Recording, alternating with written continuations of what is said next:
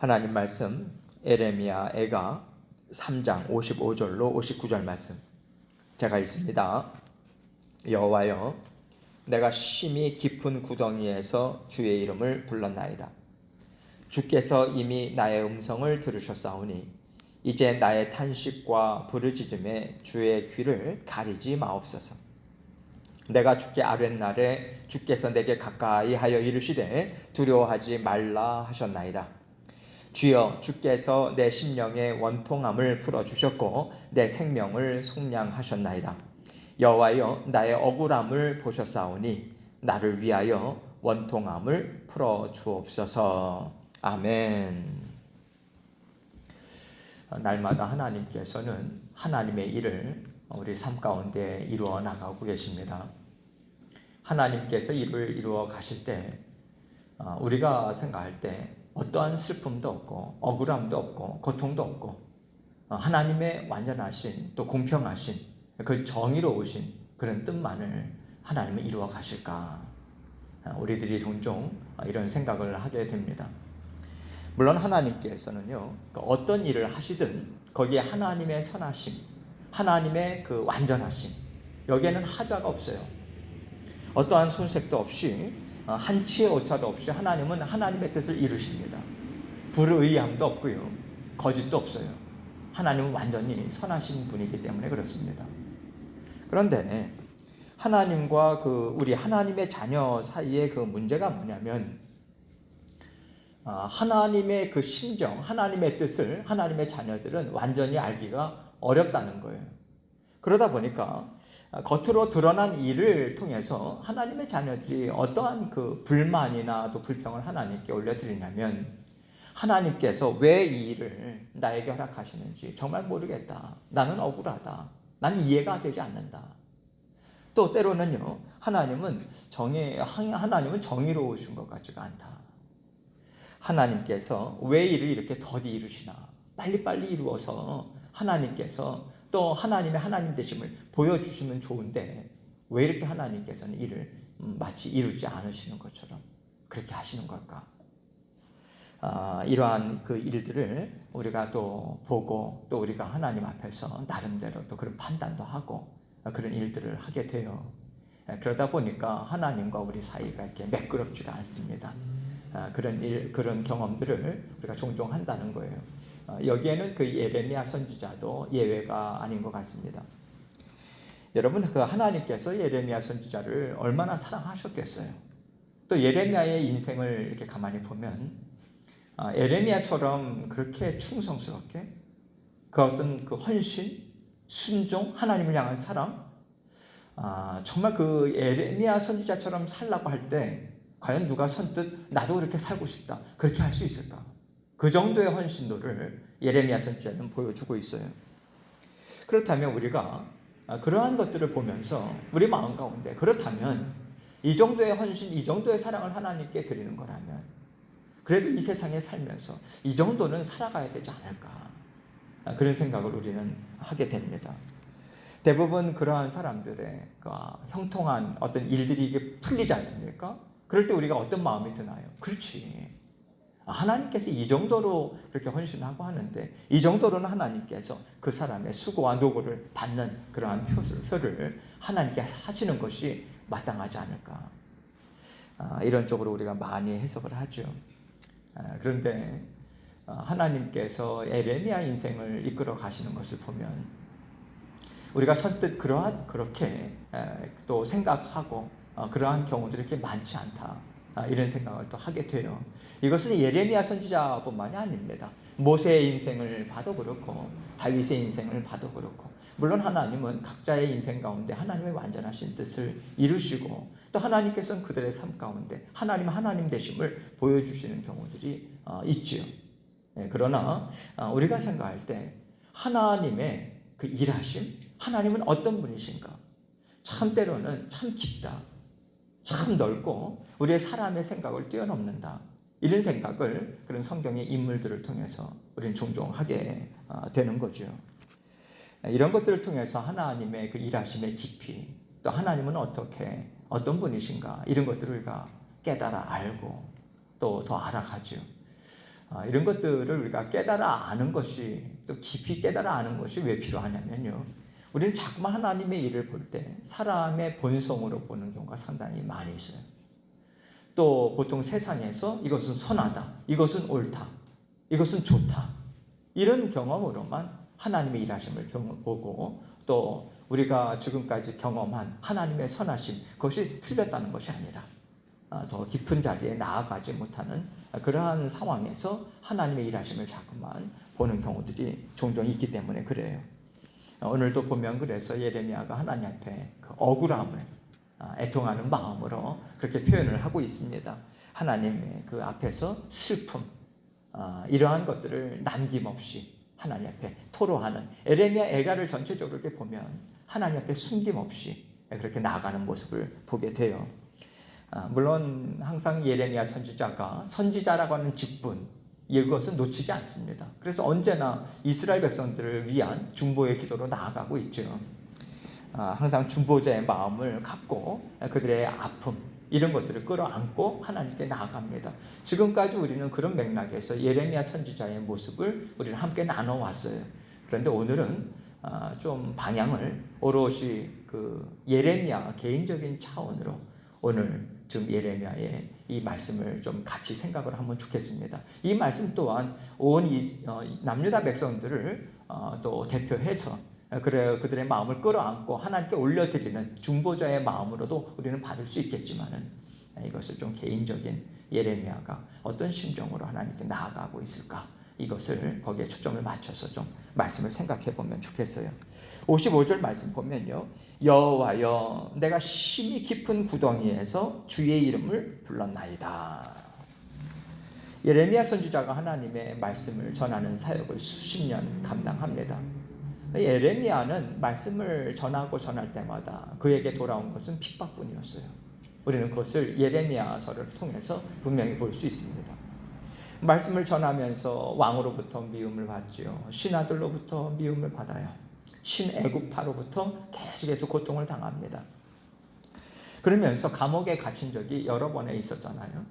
특별히 그 가운데 오늘 이 말씀은 예레미야가 그 깊은 진흙 구덩이에 빠졌을 때가 있었지 않습니까? 여러분도 잘 아시겠지만 이때의 경험을 다시 되뇌이면서 깊은 진흙 구덩이다라고 하는 것은 또 한편으로는 참 죽음의 직전까지, 절망의 직전까지 갔다라고 하는 그런 심정까지도 토로하고 있는 거예요.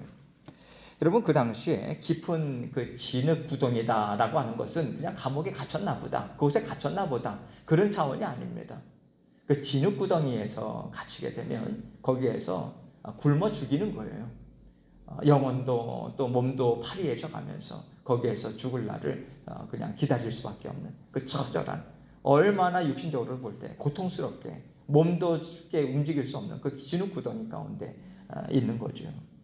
그래서 이것은요, 예레미야가 이제는 죽게 되었나 보다, 이런 그 마음을 가질 수밖에 없는 그런 깊은 그 어떤 그 마음, 심정, 고통의 마음, 이런 것들을 지금 토로하고 있다고 생각할 수 있는 거죠. 그때 상황을 떠올리면서 지금 하나님 앞에 그렇게, 하나님 나는 부르주셨습니다, 그러면서 주님의 이름을 불렀다, 지금 그렇게 이야기하고 있습니다.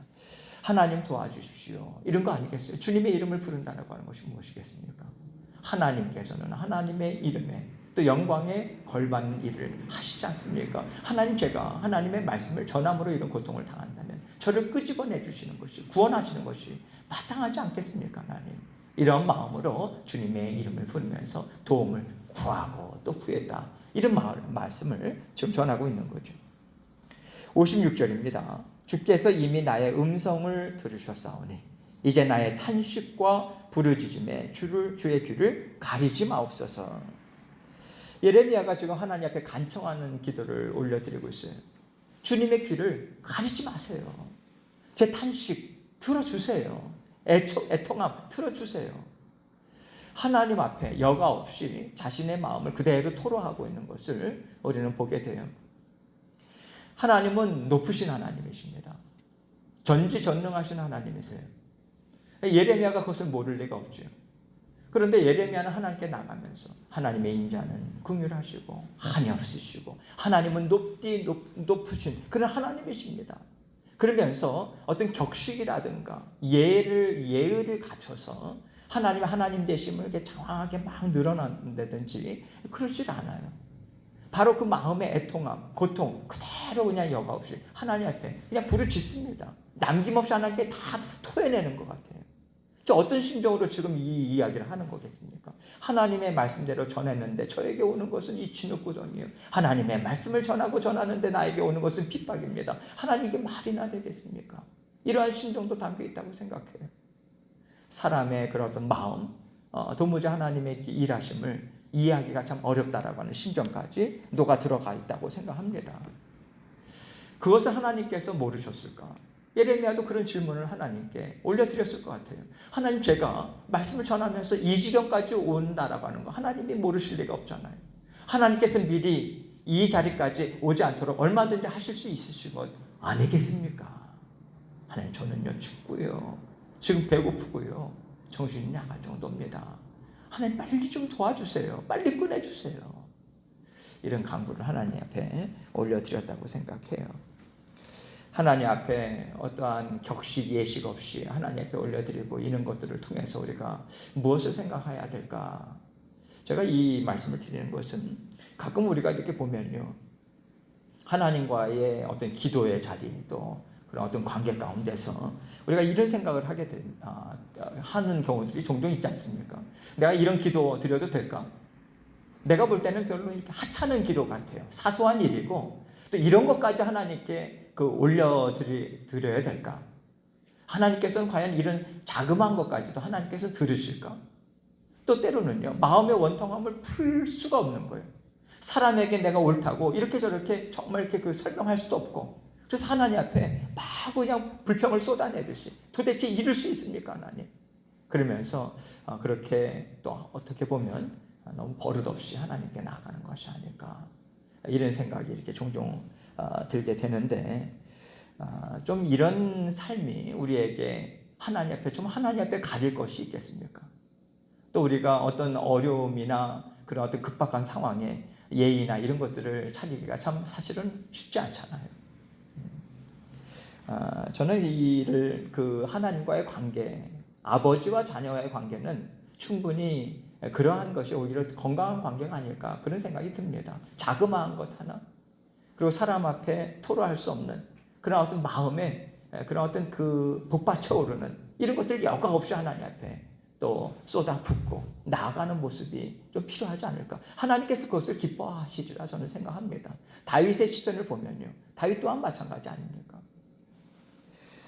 작은 것까지 하나님께 올려드릴 때 우리가 하나님 앞에 작은 일이라면 내가 얼마든지 할 수 있습니다. 그렇게 하지 않고 작은 일도 하나님께 여쭙고 하나님의 지혜, 또 번득이는 하나님의 지혜를 주시잖아요. 그런 일들로 할 때 하나님의 응답을 우리는 받습니다.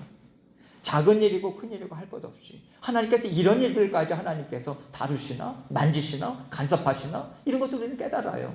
여러분, 이런 것들이 겹겹이 쌓여져 가는 겁니다. 그러면서 하나님의 그 응답을 경험하고 사람들에게 얘기하지 않고 내가 그냥 생각만 한 것뿐인데 하나님께서 그런 일들을 또 들어주실 때, 이렇게 하나님과의 관계가요, 이런 관계로 나아가면서 하나님과 함께 살아가는 것이 재미있습니다. 하나님과 살아가는 것이 참 재미있다, 기대가 된다, 하나님 참 세밀하시다, 이런 것들을 우리가 경험해요. 그래서 점점 더 친밀해지고 하나님께 감출 것 없고 오랜 친구와 속내를 다 드러내고 이야기를 나누면서 마음의 시원함을 느끼는 것처럼 하나님과의 관계가, 친밀한 관계가 그렇게 우리가 발전돼 나갈 수 있다. 그런 관계까지 하나님께서 우리와 친밀한 관계를 원하신다라고 하는 것을 우리가 좀 생각할 필요가 있을 것 같습니다. 57절로 58절 말씀 보면요, 내가 주께 아뢰는 날에 주께서 내게 가까이 하여 이르시되 두려워하지 말라 하셨나이다. 주여, 주께서 내 심령의 원통함을 풀어주셨고 내 생명을 속량하셨나이다. 이렇게 하나님과 친밀한 관계를 가지면서 살아가다 보면요, 우리는 하나님의 음성을 듣습니다. 여러분, 하나님의 음성을 듣는다라고 할 때 우리가 귀에서 어떤 큰 소리가 들리는 것처럼 뭐 지나가는 차 소리 들리는 것처럼 그렇게 들린다라고 하는 차원이 아니라 그 마음으로부터 이게 하나님께서 나에게 지금 이 말씀을 하셨다. 이걸 깨닫습니다. 마음으로 알아요. 이런 차원인 거죠. 참 신비로운 거고 하나님께서는 이러한 그 관계를 또 이러한 경험을 하나님께서는 우리에게 주길 원하셔서 종종 우리에게 전혀 생각지도 못했던 그런 하나님의 그런 음성이 이렇게 마음속으로부터 들려온다든가 그런 경험들을 우리는 하게 됩니다. 우리는 깨달아요. 성령께서 말씀하셨다. 이걸 깨닫습니다. 친근한 관계를 하나님께서 원하시고 하나님과 우리와의 관계 어느 자리까지 하나님께서 원하실까? 우리가 그렇잖아요. 마음과 마음을 나누는 사람들과 함께 있을 때는 굳이 말을 하지 않아도 눈빛만 봐도 마음을 읽을 수 있는 이 사람이 지금 나를 위로하고 있구나. 마음을 같이 하고 있구나. 우리는 그런 걸 느끼지 않습니까? 그러니까 하나님과 이런 관계가 친밀한 관계라고 생각해요. 물론 예레미야는 하나님의 음성을 들었던 사람입니다. 그러나 지금 이 깊은 그런 진흙구덩이 가운데 하나님께 나아갔을 때 하나님께서 말씀을 주셨다. 어떤 말씀을 주셨겠어요? 두려워하지 마, 예레미야야. 이 과정은 지금 내가 내 일을 이뤄나가는데 너에게 꼭 필요한 일이야. 나에게도 필요한 일이고 너가 좀 참아주지 않겠냐? 잠시 좀 있어줬으면 좋겠다. 그러니까 이런 깨달음을 하나님께서 주시면서 음성을 들려주셨다고 생각해요. 이러한 경험들이 예레미야에게 단 한 번만 있었을까? 그렇지 않다고 생각합니다.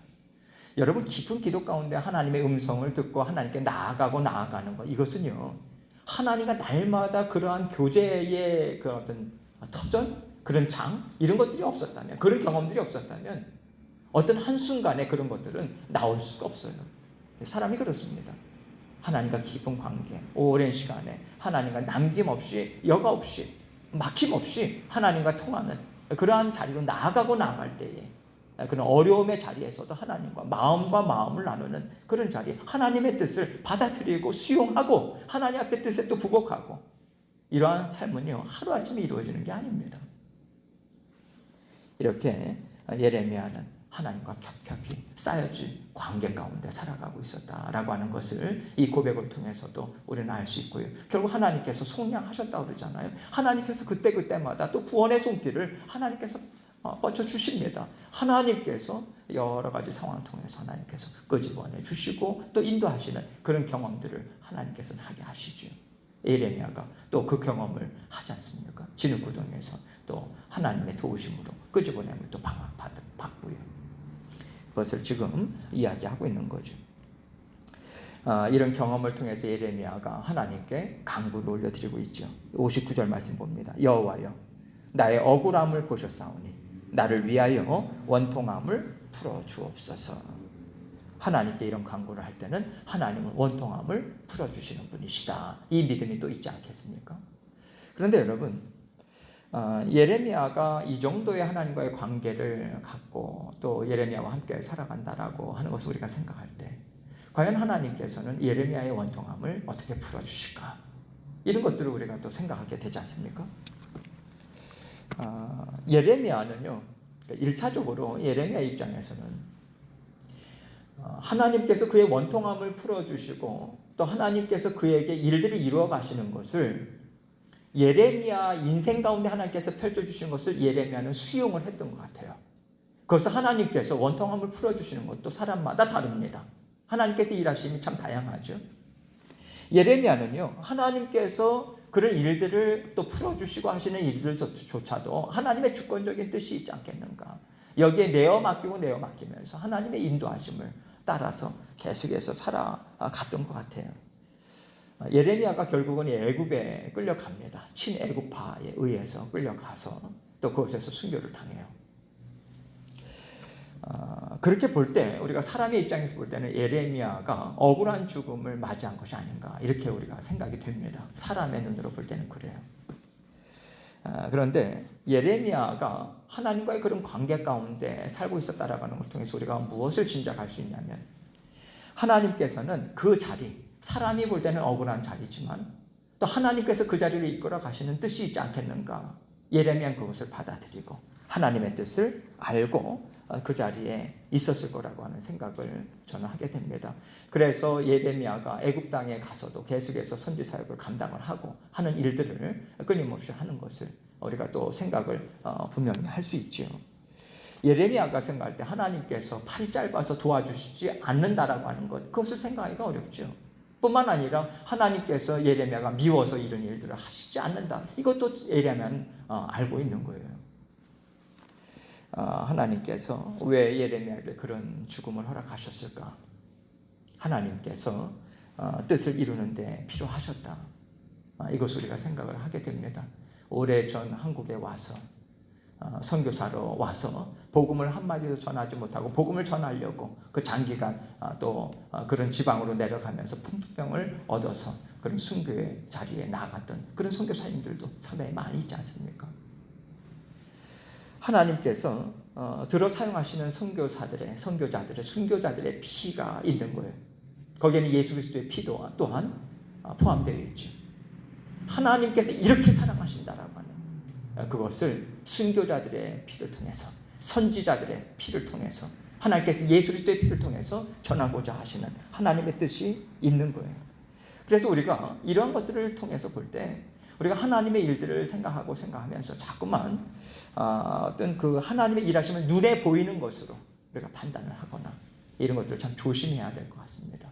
우리의 판단은 계속해서 유보하고 하나님의 뜻이 드러날 때까지 하나님 앞에 머무는 것이 하나님의 자녀들이라고 생각을 해요. 눈에 보이는 것으로 결론을, 속단을 쉽게 내리지 말아야 되겠다, 이것을 깨닫게 됩니다. 믿음의 자녀로, 또 하나님의 자녀로 살아간다라고 하는 것은 이 자리까지 가야 된다라고 하는 것이 전제가 되어 있는 것 같아요. 이 자리까지 가고자 애를 쓰고 애를 써야 합니다. 여러분도 저도 쉽지 않죠. 저도 때로는요, 그러한 자리 좋지 않습니다. 참 싫다라고 하는 생각이 들 때가 종종 있어요. 그런데 여러분, 하나님의 자녀들을 인도하실 때 하나님의 깊고 넓고 하나님의 그런 인도하심이 있습니다. 우리가 그것을 기억하고, 그러나 그 가운데 우리가 낙심할 필요는 전혀 없는 거죠. 하나님께서 하나님 되심을 드러내시면서 또 하나님께서 우리의 삶을 이끌어 가시고 거기에 성숙한 자녀로 빚으시고자 하시는 하나님의 선하신 뜻이 있다, 이것을 우리가 생각하고 오늘도 우리가 하나님과 함께 살아가는 삶에 있어서 자꾸만 눈에 드러나 보이는 것에 초점 맞추지 마시고 하나님께서 나를 깊이 만지시고 인도하고 계시다, 여기에 초점을 맞추셔서 오늘도 예수 그리스도까지 우리에게 내어주신 하나님의 사랑, 그 은혜가 나에게 있다라고 하는 것을 생각하시고 계속해서 주님과 함께 힘있게 동행하시는 저와 여러분 되시기를 주님의 이름으로 축원합니다. 함께 기도하겠습니다.